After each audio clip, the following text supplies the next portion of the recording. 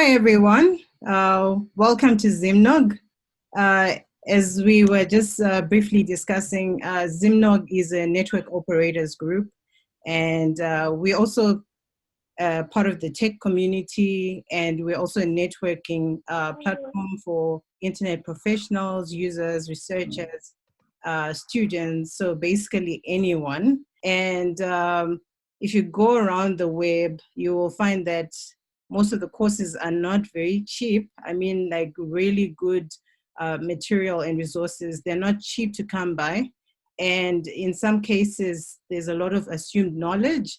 And for you to tie the pieces together and make it something that's relevant, it's extremely difficult. So today we are in very good luck because Charles is with us today on the call. He will be talking to us about network programming. He says made easy, which I hope will be translated in his talk because some people, when they hear about dev, they just chicken out. Including myself, when I started, I thought, wow, where do I start from? So we are really in good luck today because we have a world-class expert amongst us today to talk a little bit about that.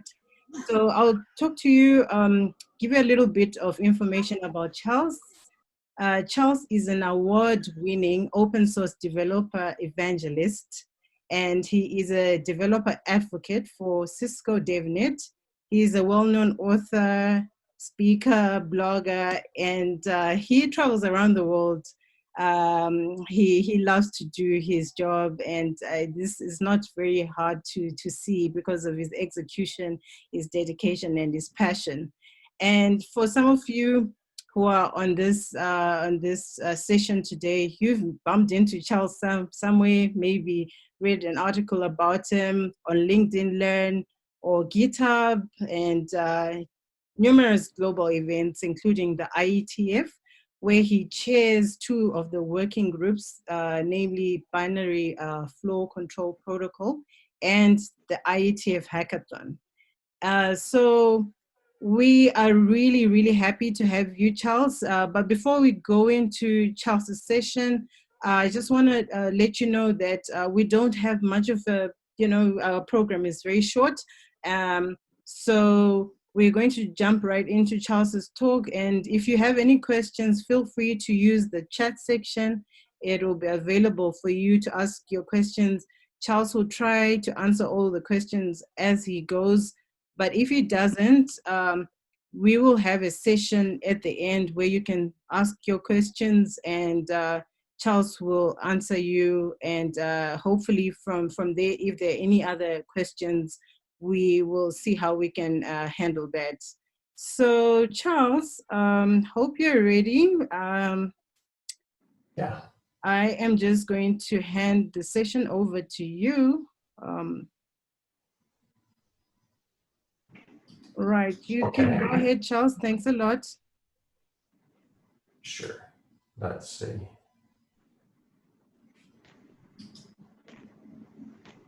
So, are you seeing my screen now?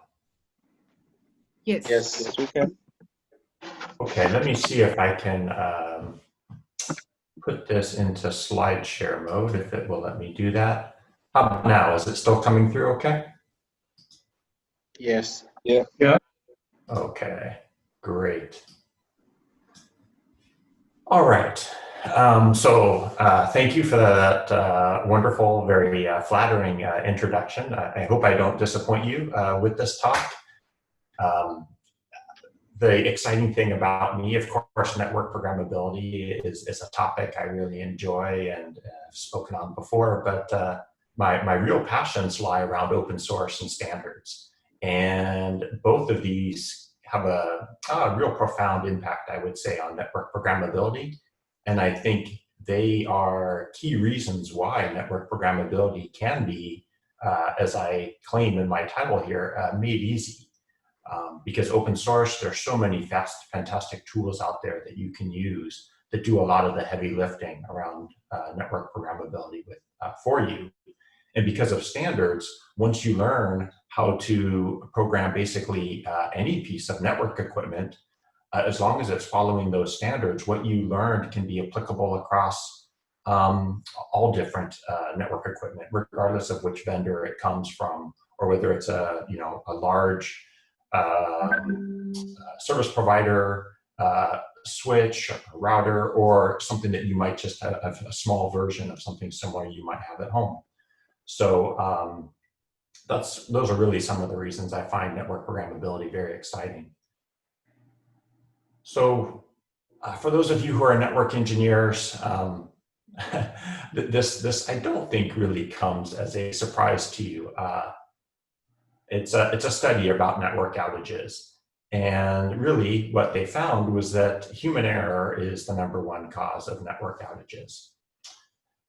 So we all talk about equipment failing, power outages, things like that. Those things do happen. But really the biggest cause of error are when we try to make changes to the network. We make mistakes.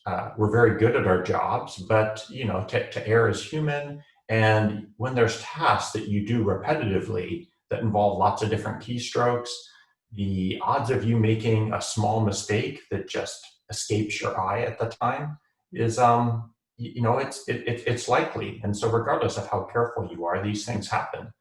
And when you do something over and over again, yes, you probably get better at it. You get faster at it. That doesn't mean that it's something that you really enjoy or want to spend time on. And there's perhaps better ways for you to spend your time. So if you think about repetitive tasks, they could be quite simple, but still it's something that you do a lot. And if you could program a computer to do those things for you, do it very consistently, do it on a regular scheduled basis, do it the same every time. Once you get that program running correctly, it can run many, many times and produce the exact same correct result for you. Computers are very good at that. So, there's a lot we can do to improve the performance of our networks just by looking at not everything we do around operating our networks. Leave all the really difficult things for us still to do manually, because that's where your skill set is. But think about the things that you just do often that are tedious, and to automate those things.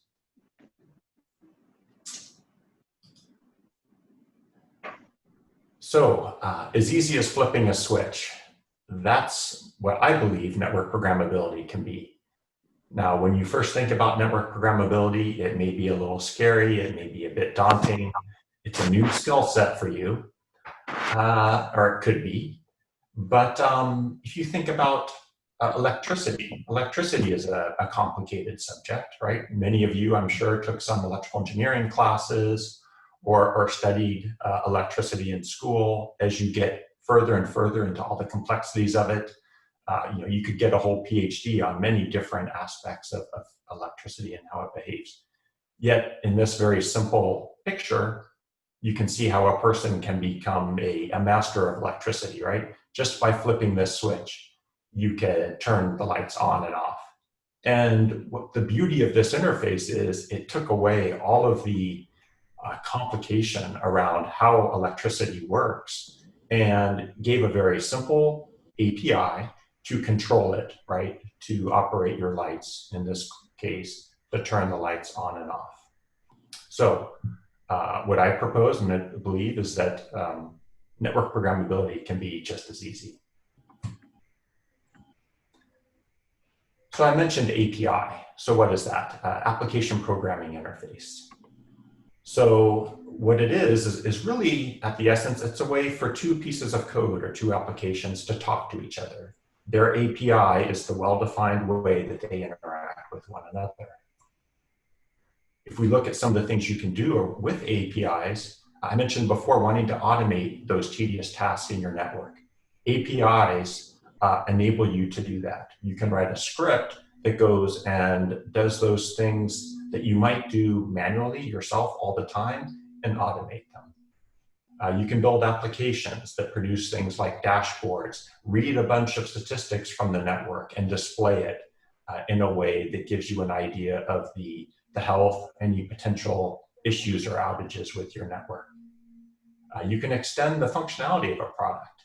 So perhaps there are some capabilities built in to a product, but it has APIs that you can use to extend that.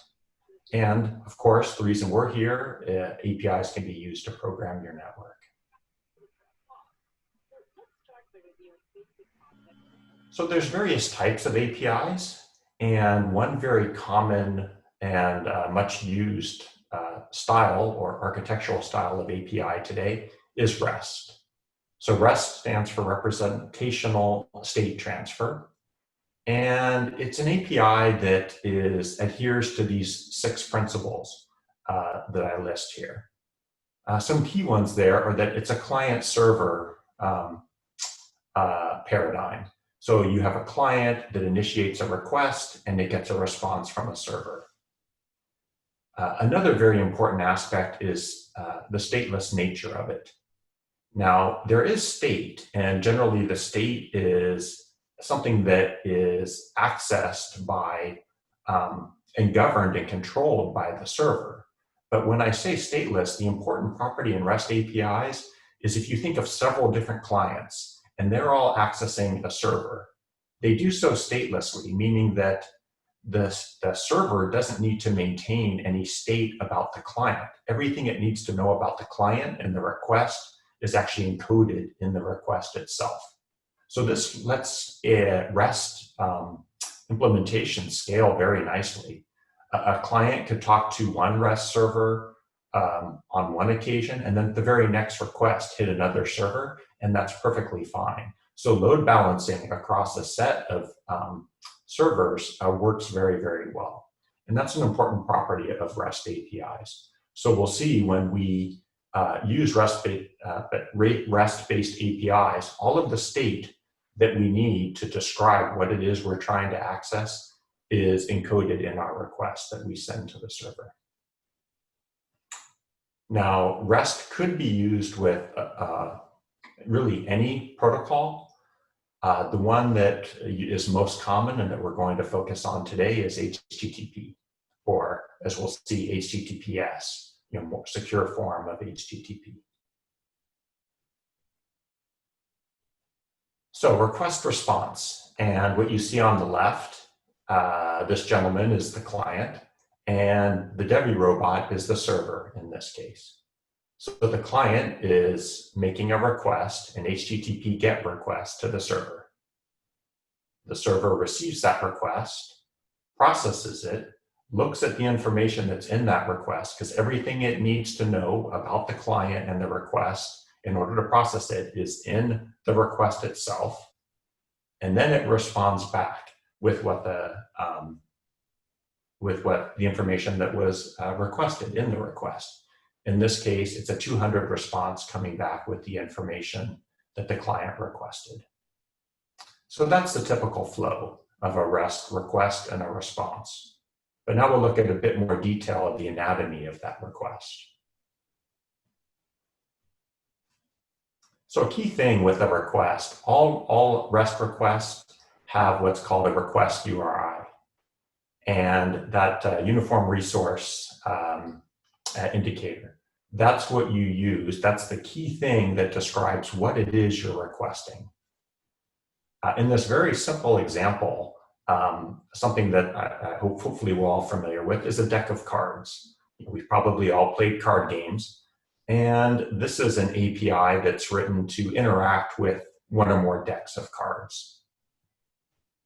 So if we're using this API and we want to build up our request URI, the first thing we need to do is figure out which protocol. I mentioned typically HTTP is probably most common, or HTTPS for the secure form of HTTP, and that's what we're going to use in our case. Then there's the server, and this is a server that hosts the API. In this case, it's a website called deckofcardsapi.com. So that's the next part of my URI. Then the part after that is the resource that I'm requesting. In this case, what I want is a new deck of cards. So I'm going to access the API and request a deck. And in this case, it's a new deck that I'm requesting. So that's my request URI. Those portions, I would say, the protocol, the server, the resource, those are all mandatory components of a valid request URI. Now, in addition to that, there's another component that is optional, and that is what's called a query string. And so optionally, you can add a query string. In this case, the query string that I'm adding is the number of decks of cards that I want. By default, I would have received 1 deck. But now by adding this query string, I can specify additional parameters. In this case, saying I would like 3 decks instead of just 1. So that's my request URI. And because this is a very simple API, that's actually everything that's needed to form my request. There, in this case, there's no authentication, for example. So I don't need to pass credentials or anything like that. The request URI actually is my entire request. So let's see how this would look then. So there's our request. Now the next thing, I mentioned before get. And get is an example of an HTTP verb.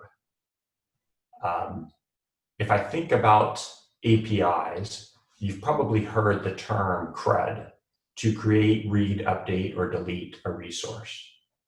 So for REST, those are typical operations. And what we do with HTTP is we map those operations onto the HTTP verbs, namely post. So we do an HTTP post to create a new resource, or in this example, to create a new book in a library. Get is to read a book or the list of books that are in the library. Update would be that would be done using an HTTP put. And that would be if, say, we wanted to update an entire book, for example. And there's another form of update called a patch. And the difference between put and patch is kind of subtle and changes from one API to another, but it's typically that what you're doing is updating a bit of information, not the whole book, not all of the information in the catalog about the book, but perhaps just one bit of information, like updating the copyright information or the author. And then delete. This equates to an HTTP delete, and that's to remove, for example, a book from the library. Okay, so now we have our verb or our method, and we have the request URI. So that's what we need to build our request. Then, as we saw before, you get a response back from the server. And responses have a status code. The status code gives you an indication of whether or not your request was successful. So you see the status codes broken up into categories here. 200 class responses are typically successful responses. 400 class responses are typically your request didn't work, but there's a reason why, and you as the requester have something you can do to fix that. For example, a 401, meaning you're not authorized, but if you provide the right credentials, perhaps your request will go through. Or a 404, that means you requested a resource, you requested like it's a valid request, but that resource doesn't exist. And you've probably seen this before when you've gone to look up a web page and perhaps you got a 404 back saying that page no longer existed. And then 500 class responses. This is typically where instead of it being a user error or something you can change on a client, it's generally a server error. There's a problem with the server. Either it's malfunctioning or it's overloaded, or in the case of a 503, for example, a service unavailable, it usually comes back with a amount of time after which you might want to retry because perhaps the server's just overloaded at this time. And so it's just telling you, I can't handle your request right now. But if you come back later, retry the same request, perhaps it'll work.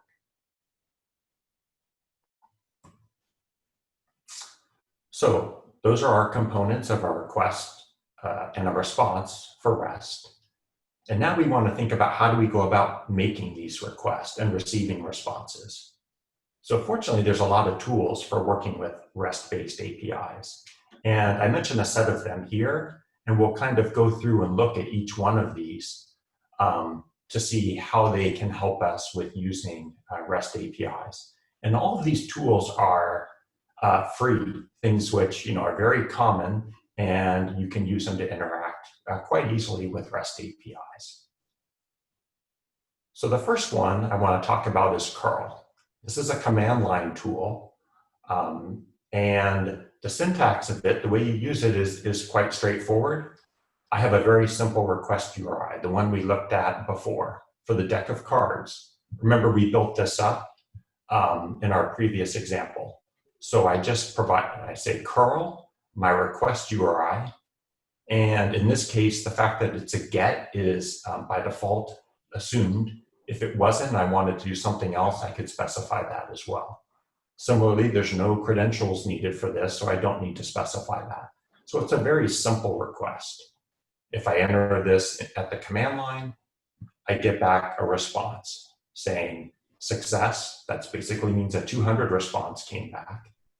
And I get an ID, a unique ID to my new deck of cards. I'm told that it has 156 cards remaining. That's because I've requested 3 decks, and it's not shuffled. So those are the properties of this new deck that I requested. And if you try this from the command line, if you have access to a Linux shell, Unix shell, Windows, if you're running a terminal there, you can do this exact same thing. Curl is just a standard part of all those operating systems. So next example, the exact same request URI, only this time I'm going to use my web browser, and I tend to use Firefox. So you do this every day probably, right? You enter request URIs into your browser and you search for pages on the internet. So I type the request URI in here. The get is again implied. That's what the browser does. It gets information for me. When I type that in and hit return, you can see I get basically very similar results back as I got with curl, right? I get the 200 success, the ID of my deck, the number of cards remaining, and that it's not shuffled. And you can see this is displayed in JSON format. I can also look at the raw data or at the headers. So here you see it's a little bit more complicated than what I'm saying. There's actually a lot of request headers that get encoded by my browser. And there's also a lot of response headers that come back that kind of get filtered out by my browser and just gives me the important information to me, basically what was the content that came back. You can see, for example, here, the content comes back in the format of application JSON. That's why when I looked at it in JSON, I was able to see how it was displayed. That's how the browser knows the format of the data. So just within your browser, Chrome would behave very similarly. You have all this great information and access by default built into the browser to interact with REST APIs.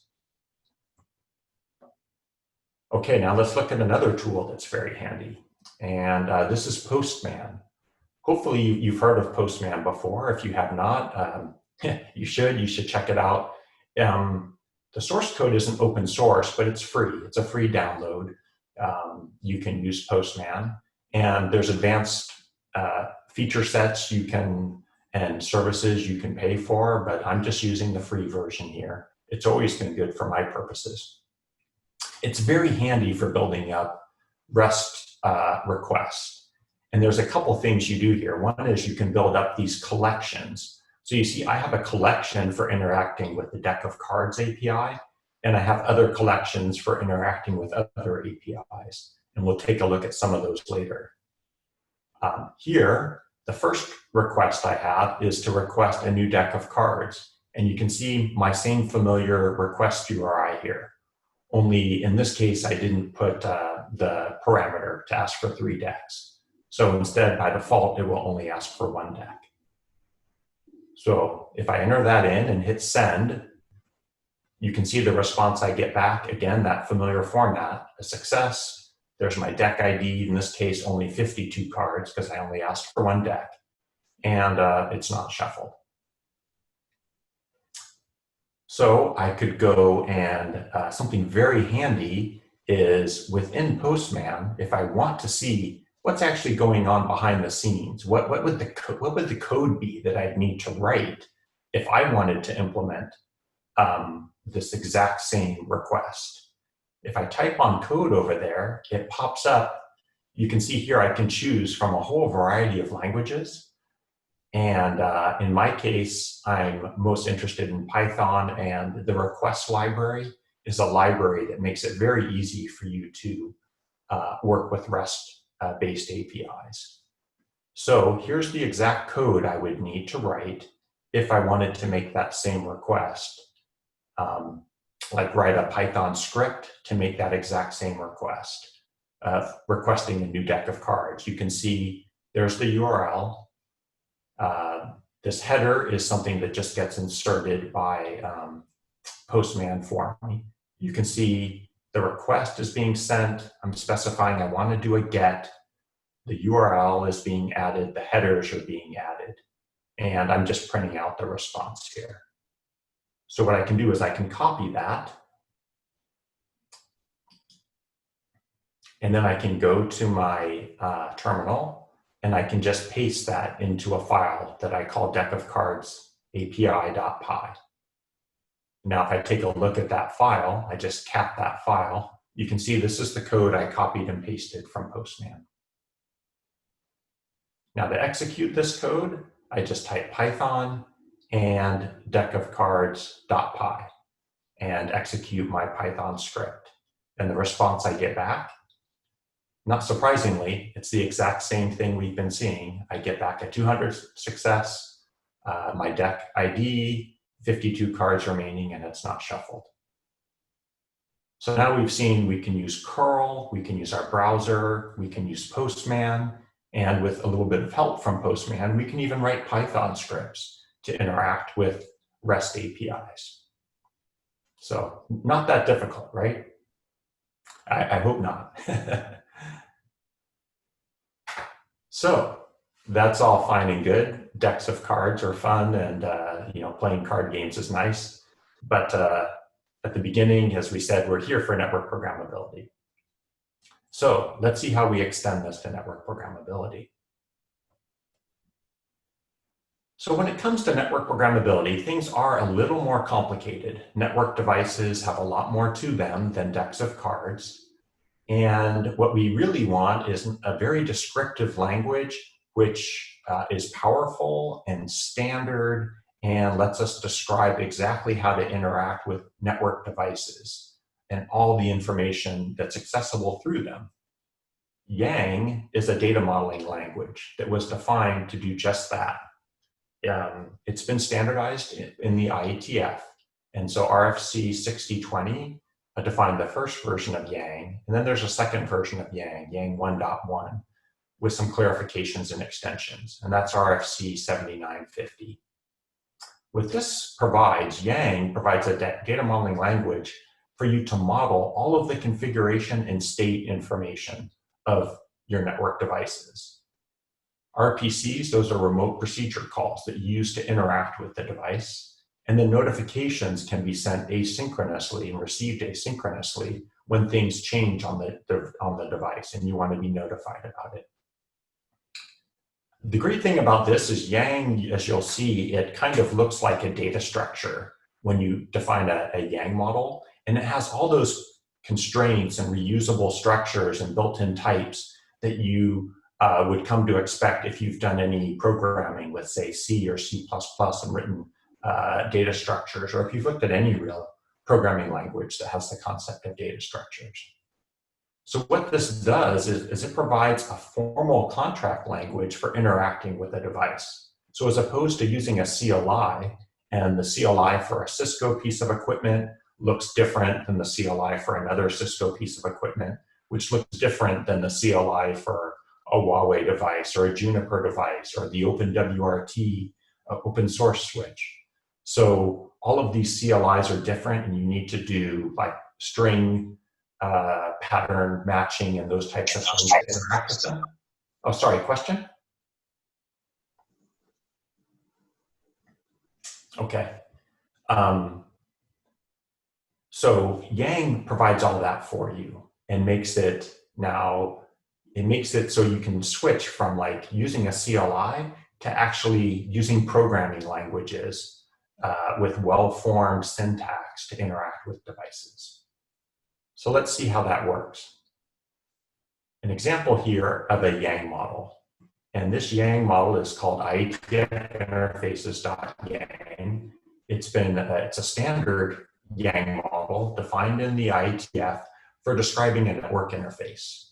And this is the way Yang models work. There's a container. Within a container are elements, in this case, a list. And it's a list of interfaces. This would be the list of all interfaces that are defined on a network device. Each interface has a name, and you can see the description of everything that's in the Yang model here. Now, fortunately, it has a lot of good comments in it, but that makes it hard to get an idea for the whole Yang model just at a quick glance from this one screenshot.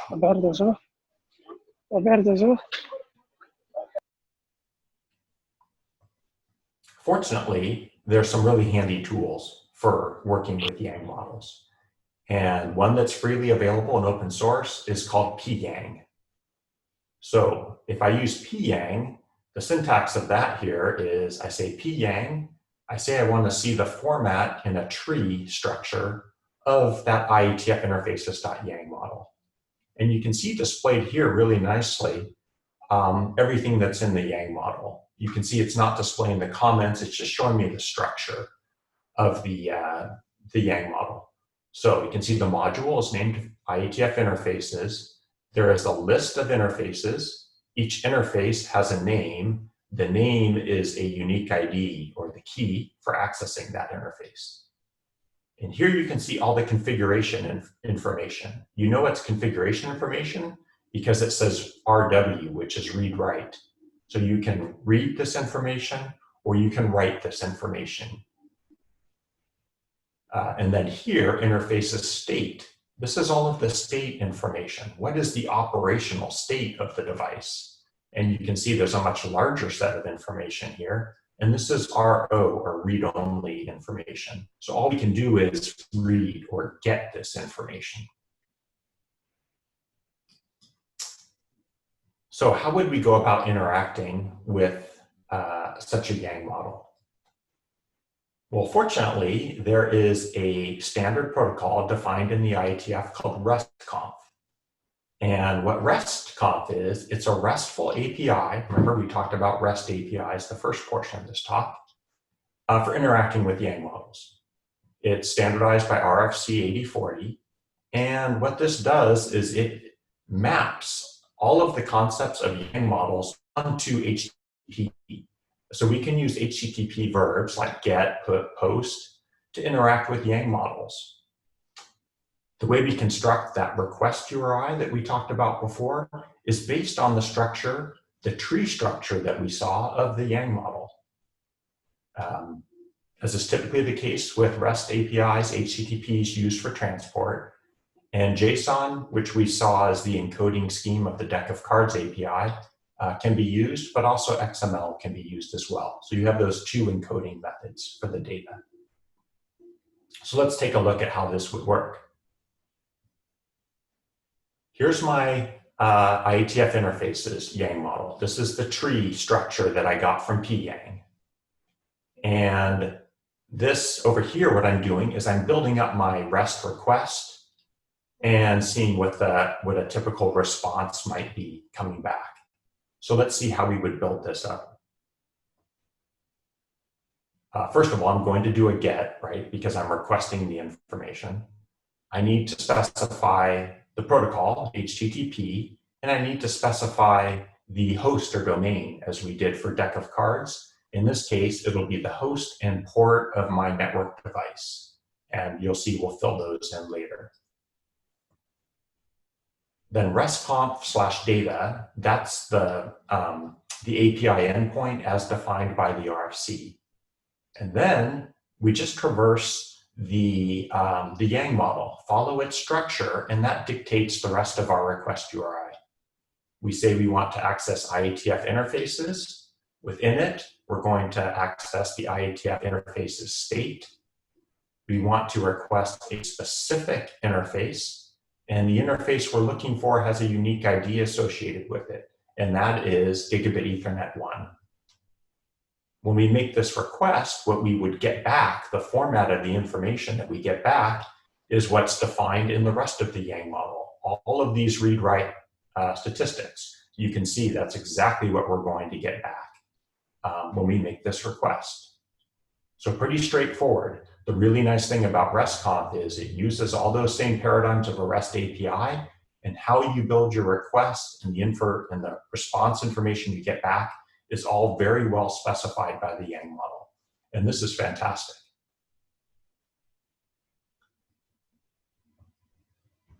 So to interact with one of these devices, remember I left the host name blank, or I had it templated out in my previous, in this slide. I just have host import. So now what we need is we need an API endpoint to talk to. For the deck of cards, we use deckofcards.api.com, I think. Now, in this case, what I'm going to use is a DevNet always-on sandbox. You saw a nice little video about DevNet at the beginning, and one of the great things DevNet provides are these sandboxes, which there's an iOS XE, which is a CSR 1000V device that Cisco makes, and it's always on and accessible. You can see the way to access it. Here's it's basically its IP address, and then the port that it's listing on for RESTCONF 9443, and the transport protocol needs to be HTTPS. Now with the deck of cards, we didn't need to provide any credentials. But typically with more advanced APIs, and certainly when you're operating with network equipment, credentials are quite common. And so just like you would have to provide a username and password to interact with the CLI of an iOS XE device, when you interact with the API, you need to do that as well. So let's see how that works. The tool that I want to use for doing this is Postman again. And you can see now I'm using a different collection, the iOS XE sandbox. But everything else is really the same as with the simple deck of cards API. You can see I need to specify what type of HTTP verb I'm using. In this case, I'm doing a GET. I'm basically going to do that exact same request that we saw here on this page. I'm going to build this out within Postman using the iOS XE device. So you can see I have my host and port here. Those still need to be filled out, and I'll show you how that gets brought in. And then the rest of the request URI that we specified to get Gigabit Ethernet 1. Now, in addition to this nice concept of collections, Postman provides what's called environments. And you can see here, I've specified an environment for DevNet Sandbox. If you look at what's in there, here's where I specify the host. This is what we saw for the always-on sandbox, and the port, and the credentials, developer and Cisco 1234. So I say I want to use this collection, the iOS XE sandbox. I set it to use this environment, and now these environment variables are available to be plugged into my request here. So the host and port get set as specified in the environment, and the username and password gets set as well, and included in what's called an HTTP authorization header. So this is the way that authentication works. Then I can look at my other headers, and remember we talked about being able to use JSON or XML. This is how I say that I want the data coming back to be formatted in JSON. I could have specified XML instead here, but this way I tell Postman what I want my request to be in the format I want to get back. I then hit send, and you can see information coming back about Gigabit Ethernet 1. And what it's hitting is the operational, the always-on sandbox, and it's telling me the operational state of it. You can see it was a 200 response coming back. So very similar type things to what we saw with the deck of cards API. It's just a little bit more detailed now because it's for a piece of network equipment. Now, great thing is, as we saw with the deck of cards API, I can get the code for this. And in this case, the code actually looks quite similar. I'm using the Python request library, just like we did for the deck of cards. I have my URL. I have to add a couple more things, right? The accept header that we just saw in Postman, the authorization header, these are my credentials encoded. And then I make my request. It's a GET request. Everything else looks very familiar, right? It's the exact same thing we did for the deck of cards API. So I can copy that, and I can paste it into a getinterfaces.py file, my little Python script for getting interface information. You can see this is just a copy-paste of that exact same information. I then execute it using Python getinterface.py. And, okay, so network equipment is a little bit more complex in some cases than the deck of cards. I can see my request actually failed in this case. But fortunately, there is some information here. I can go back and debug it. So we don't need to, despair quite yet. What you see is if we scroll down, we look and SSL error. My certificate is not, it's not that it's invalid, but it's a self-signed certificate. So our Always On Sandbox is set up with a self-signed certificate rather than one that's issued by a well-known certificate authority. So that's the reason we're getting this error. We can work around this. You probably don't want to do this for your live equipment in your network. But for our purposes here, what we can do is we can look at our code. This is that exact same code that I copied and that we executed. I'm just using VI to edit it. But we need to change our request a little bit. So I'm going to add, you can see I just added this part, this verify equals false. And that just tells it, hey, self-signed certificates are okay.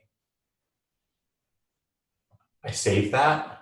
I execute it using Python again, my Python script, and you can see now it works. And what I got back is all the information about Gigabit Ethernet 1 coming back, right? All that same information we saw in Postman before. However, it's a little hard to read. So I can go edit my file again, and here I was explicitly saying I want to see it in this format, UTF-8. I can just edit that, get rid of that, tell Python to just use its own native format of the print statement, which knows how to handle JSON data very nicely, fortunately. That's one of the nice things about Python and the request library. And now I can go and I can run my script again, and now you can see the output displayed very nicely. And the great thing about this is I'm using it to talk to the Cisco iOS XE device, but I could use it to talk to another device too. I should be able to use it to talk to any piece of network equipment, provided it supports RESTCONF and it supports the IETF interfaces Yang model, which is a standard Yang model. So this very simple script that I built up using Postman should be very portable and usable just about anywhere. Still pretty easy, right? Okay, let's look at a few more things. Everything we've done so far has just been reading information. But as we talked about, HTTP has other verbs too. A post, for example, to create a new interface. So in this case, what I want to do is create a new loopback interface. I build up my request URI. You can see it looks pretty familiar. I'm still accessing IETF interfaces. I'm accessing the whole list, right? And I'm saying I want to create a new interface. Well, I have to specify a body. This is in my request. And I remember we saw the Yang model of the information that is required for configuration. I basically need to specify all of that. And I add that in my in the body of my HTTP request. So I build this up, I hit send, and what I get back, a 201. Remember we looked at our set of HTTP responses before. So this is a successful response created, meaning my new interface got created. Well, fantastic. Let's see what it looks like. So I'm going to use my next, the next thing in the collection here, I'm going to get or read the loopback interface. So I put the request URI in here, and I hit send, and I get back the interface I just created. So creating a new interface, it's as easy as that. Just a click within Postman, or if I wanted to, I could copy and paste this and create a little script for creating new interfaces. Okay, we were able to create something. Well, let's see if we can remove something. So that would be an HTTP delete. I build up my request URI.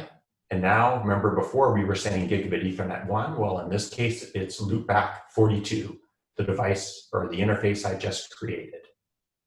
And if I hit send, I get back another 200 class response, no content, meaning that may sound like it's not a good thing, but it's actually fine. Remember, I'm asking to delete a device, so there's really nothing to return. So it tells me, it's essentially telling me that that device is now gone.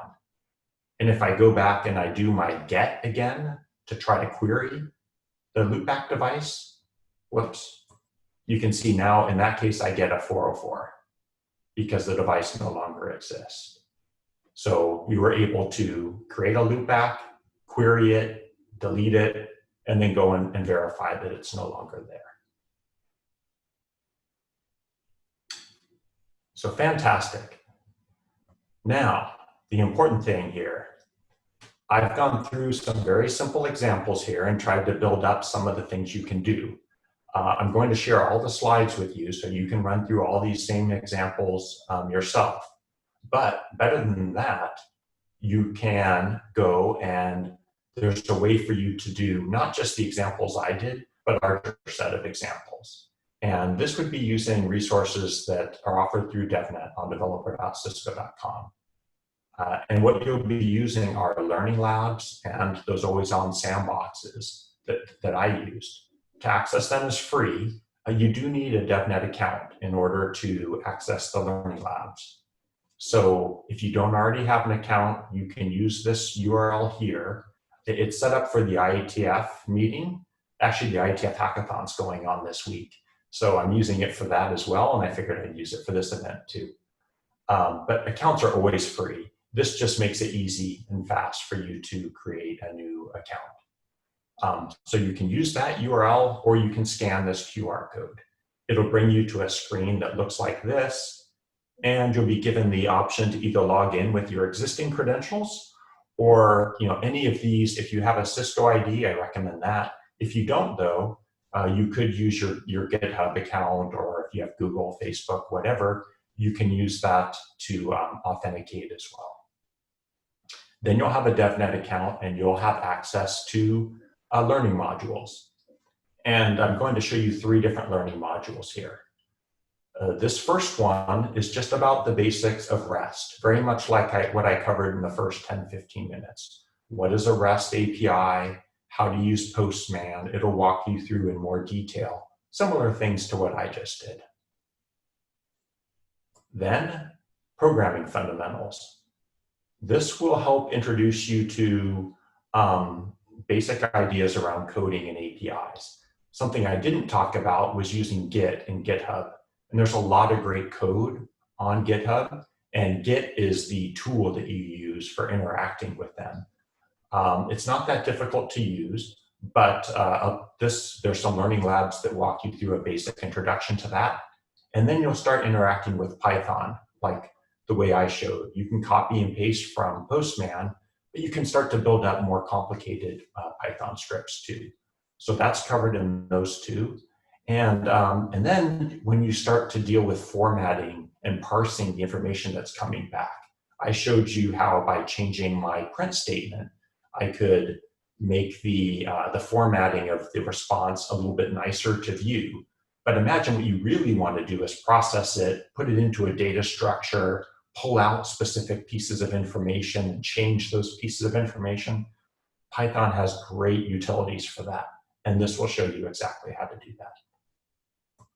And then the last one, taking what you've learned and applying it to network programmability.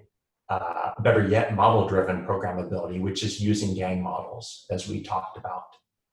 So you'll get introduced to that. You can see we talked about RESTCONF already, and also NetConf. NetConf, I didn't talk about today, just didn't have enough time.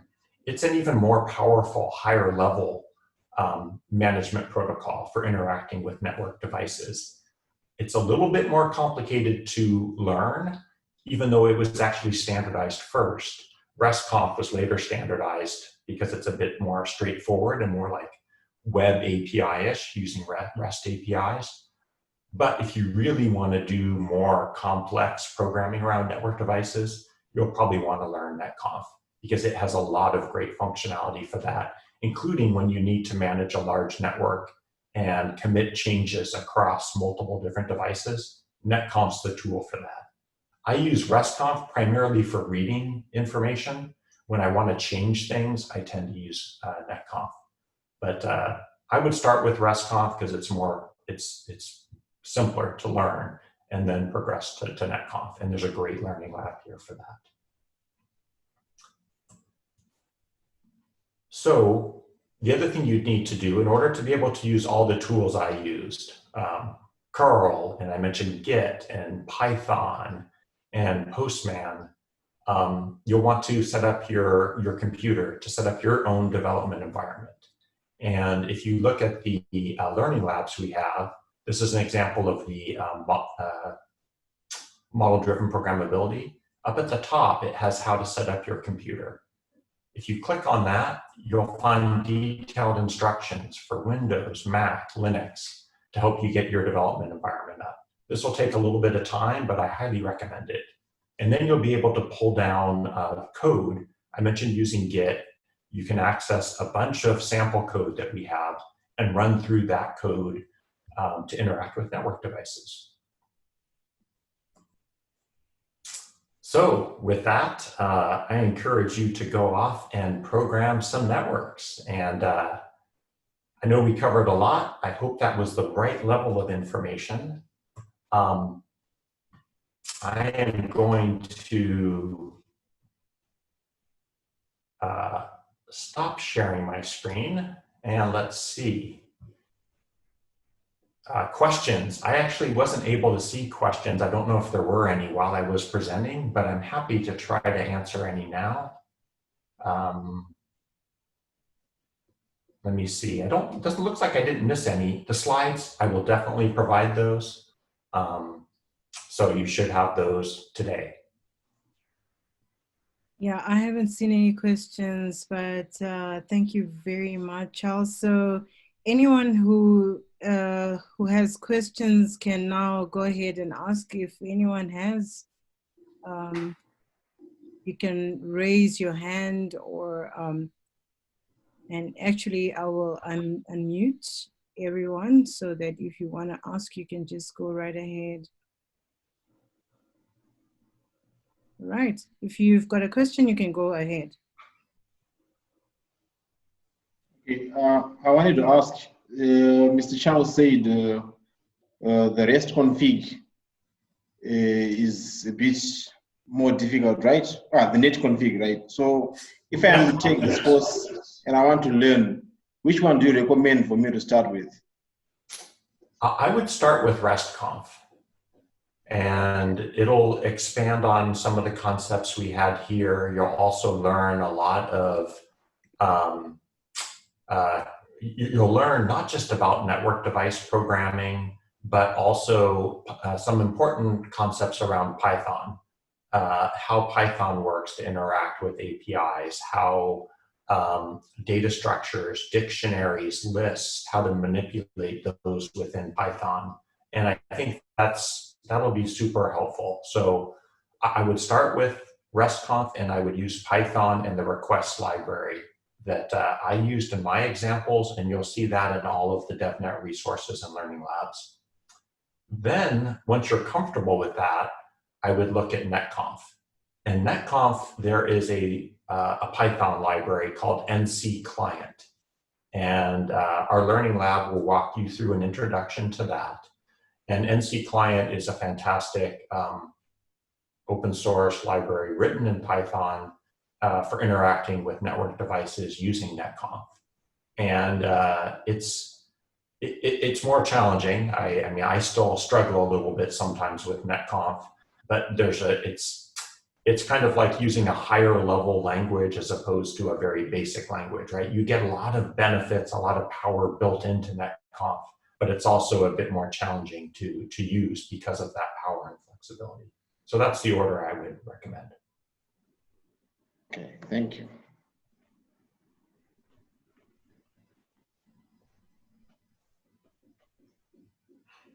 Okay, any more questions? Yes, a question. Yeah. Go ahead.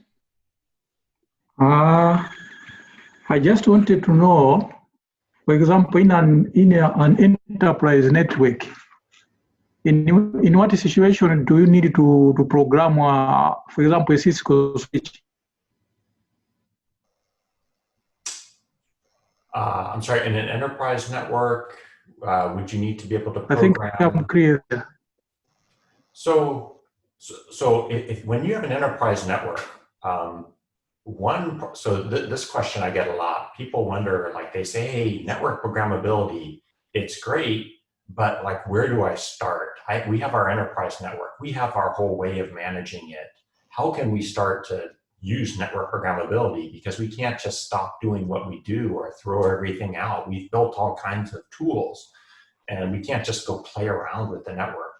So two things I would say. One, when you want to play around and experiment, use the DevNet sandboxes, because you can, whether you use the always on ones like I did, or you reserve one, you can, if you reserve one, you can do more destructive things to it. Whereas if you use the always on, there's certain things, like if I tried to delete the a gigabit Ethernet interface one, it wouldn't let me, because the network would no longer be reachable through that device. But if I use an always on, if I use a reserved one, it'll let me do those things. So I would experiment and get comfortable with what you're doing using our equipment and our sandboxes. Then when you go to use your own enterprise network, I would start with read-only operations, just doing gets. So you can use RESTCONF for this, you can use NetConf for this, but you can just query, get the state of the network, and then build up dashboards, for example, that show you what is that state, and look for things that are not the way they should be, for example. So you can do those types of things and without changing anything about your network. It's just non-destructive, read-only type of things, where you're basically gathering statistics and monitoring the operational state of your network. I would start there, because that's very non-destructive and safe, and it can also be hugely beneficial, right? Because you probably need to monitor your network all the time, many times every day. Don't use CLI and log into every single piece of network equipment. Instead, write a script that does it and presents that information to you in a nice dashboard. That would be my recommendation. Okay. We have Timothy and then William. I know, Charles, you might be pressed for time. Hopefully we can go through these two questions quickly. Yeah, I think so. I can stay for another 5 minutes, certainly.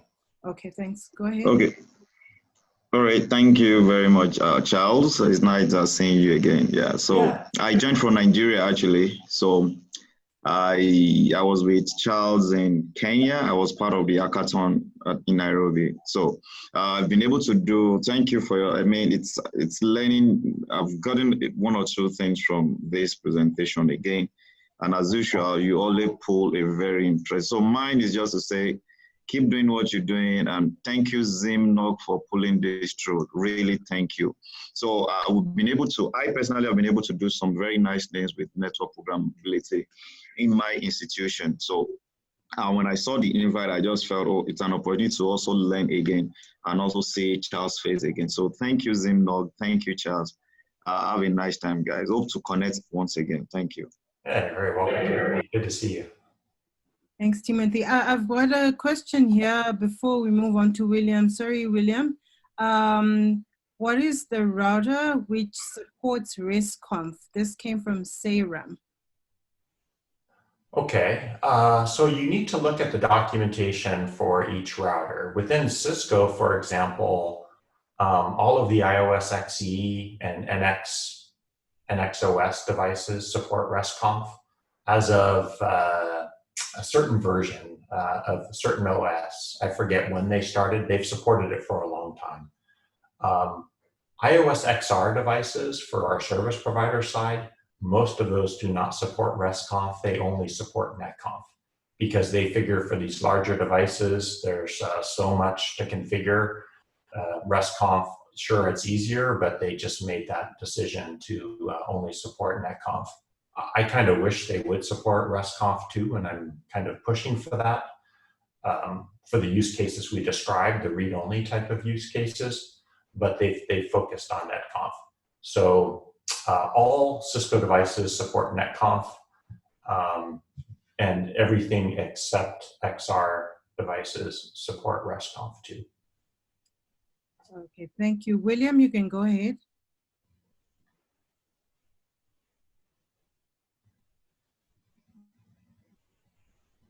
All right, as William prepares himself, there's one more question from Brian Kenyatta. What are some open source ways you can integrate these network programmability tools like NetConf, RESTCONF with UI rather than in terminal? Open source tools for doing that. Let's see. Integrating into a UI. I don't really know UI frameworks very well. I have used Open Daylight, which is an open source SDN controller. It has some nice dashboards built on top of it for interacting with network devices. I see people, Grafana dashboards, actually, if I think about it, Grafana dashboards, a lot of people use that. You basically query a bunch of information and then you display the statistics within the dashboard. That I see a lot of too. So those are a couple of things I would try with. I'm not really a UI expert, but I would start there. Okay, William, I think I see you there. Are you ready? Your question? Yes, thank you. Sorry, I got a problem with my headphones. Charles, thank you for a great introduction to the subject. My question is, how does RESTCON or NetConf deal with the differences between not only different types of Cisco equipment, but equipment with other from other manufacturers, which have some of which have very different ways of saying the same thing? Right. So NetConf and RESTCONF in and of themselves aren't a complete solution to that. What they do provide is a common way of interacting with both of those devices. However, the way you interact with them could still be based on what's called a native Yang model. For example, and we just touched on Yang models, but there's different types of Yang models. There's standard Yang models, like the IETF interface's Yang model, but there's also what we call native Yang models. So if you look at a Cisco device, it has a whole set of native models that it supports. And what those native models do is let you interact with everything similar to the way you would use the CLI. So native models are still specific to a specific device, like an iOS XE or iOS XR. So you can use NetConf or RESTCONF to talk to all Cisco, to talk to a bunch of different network devices, but you'd have to use the native Yang model, for example, of a particular device to access certain things. Standard Yang models like IETF interfaces is really the end goal, because if you use the combination of that and NetConf or RESTCONF, now you should be able to talk to any equipment, iOS XE, XR, Juniper, Huawei, new versions, old versions. So standard Yang models combined with standard protocols like NetConf and RESTCONF. That's really where you want to get to. And all vendors are working toward that. The reality of it is, if you look at a vendor like Cisco's equipment, there aren't standard Yang models for everything you can configure and do with an iOS XE device. So in some cases, you still need to use native models. And that's just the current reality. The set of standard models keeps expanding. So that situation's getting better and better over time. Okay, Thank thank you, you Charles. very much. You're welcome. Great question. Yeah, thanks a lot for all your questions. Charles could only stay for an extra 5 minutes, but I think most of us have heard a lot of times, like you start from netconf, you jump into Python, you go to RESTCONF, and putting everything together is very, very difficult, especially if you're not exposed to the environment. So thank you for simplifying it. It's never easy, just like learning anything technical, you have to go through it. So we thank you as well, Charles, for giving us the resources to play around with. Okay, so well, and I thank you very much for the opportunity to speak here. Obviously, a fantastic audience. I feel honored to be given this opportunity to have the whole session to talk about things that I really love. So thank you for that. My pleasure. Thanks a lot. You can leave the session if you would like to.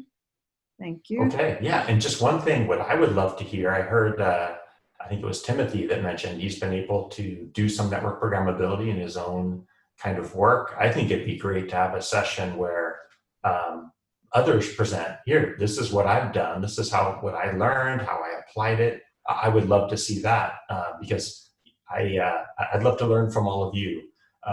Actually, I'd say all, if not most of you, are stronger network engineers than I am. Your networking background and your understanding of your networks is far better than mine. So I'd love to learn more about how you're using this and how it's helping you in your job and your day-to-day activities. That'd be wonderful to hear. So hopefully have an opportunity to hear more about how network programmability is helping you. Okay, thanks a lot. Thanks a lot, Charles. I am going to hand over the meeting to Cuthbert, who is going to give us the closing remarks and to give us a few pointers for future events. Thank you, Cuthbert. Okay. Well, thanks a lot, everyone. Again, appreciate being here. Bye-bye. Okay, later. Thank you, everyone, for attending the meeting. I don't know if he's still available, but that was a very nice presentation from Mr. Charles. And I would like to thank Mr.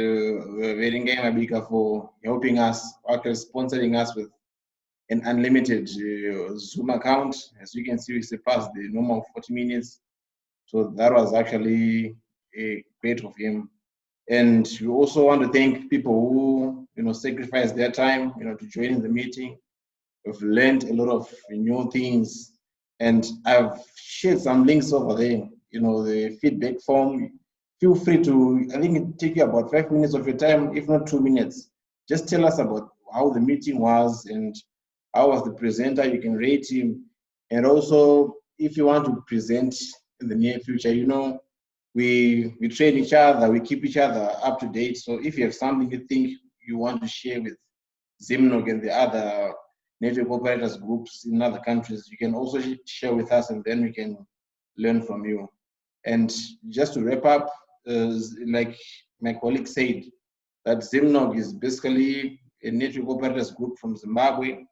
And those that are interested, you can send us an email. I'm sure we'll share an email address that you can contact us with, or even a mailing list that you can join, actually, so that we can receive some updates.